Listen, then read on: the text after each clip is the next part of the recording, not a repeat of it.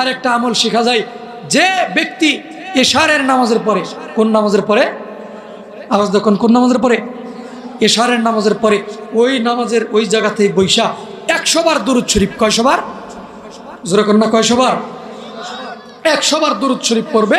সেটা যে কোনো দুরূদ শরীফ হোক, সাল্লাল্লাহু আলাইহি সাল্লাম হতে পারে, অথবা আল্লাহুম্মা সাল্লি আলা সাইয়্যিদিনা মুহাম্মদ এটা হতে পারে, হ্যাঁ, দুরূদে ইব্রাহিম হতে পারে।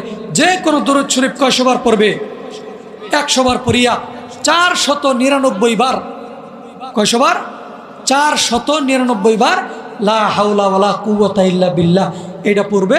এবং একবার লা হাওলা ওয়ালা কুওয়াতা ইল্লা বিল্লাহিল আলিয়্যিল আযীম এইটা পড়বে, পইরা 500 বার পূরণ করবে।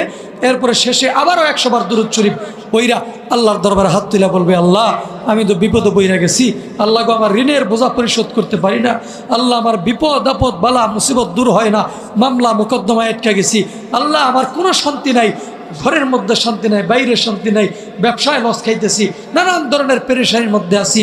হ্যাঁ, এই আমলটা করে যদি এইভাবে উল্লেখ করে করে দোয়া করেন, ইনশাআল্লাহ কয়েকদিনের মধ্যে আল্লাহ আপনার সমস্ত সমস্যা দূর করে দিবে। আপনার নেক তামান্না ইচ্ছা আল্লাহ কবুল মঞ্জুর করে নেবে। যেরকম সুবহানাল্লাহ।